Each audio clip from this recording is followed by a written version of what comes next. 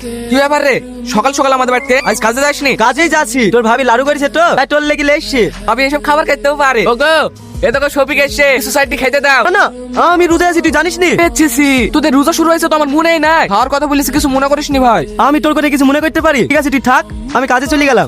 খেয়ে দেখো গো, শফিক লাড়ু লেসে খাও। দেখি নাড়ু। কি গো, লাড়ুগুলো ফেলে দিলি কেন? ওই মুসলিমদের হাতে নাড়ু আমি খাবো না।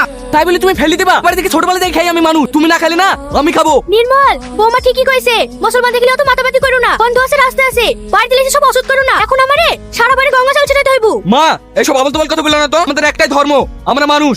বাবা আমার জন্য কইছি না, মাঝে থেকে তাকে দেখ ওরা কি কইছে। কে কি বললো ও আমি দেখবো না। শফিক আমার বন্ধু, বন্ধুই থাকবে। শফিক বাড়িতে আছি? ব্যাপার তুই মাঠ ঠিক আসছি নাকি? হ্যাঁ ভাই, তোদের রমজান মাস পড়েছে তাই গাছ থেকে একটা কাঁঠাল নিয়ে আসলাম। তোর আবার সব কাজে বেশি বেশি, এত ছোট কাটার পরে কি দরকার? বড় হলে দিতে পারতি। বেশি কথা বলিসনি তো। এই এসরটা খেয়ে দেখবি, হেভি টেস্ট। ঠিক আছে খাবো, ইফতারের টাইম হয়ে যাচ্ছে, হাত মুখ ধুই আয়, একসাথে খাবো। না রে শফিক, কোনদিন এসে খাবো।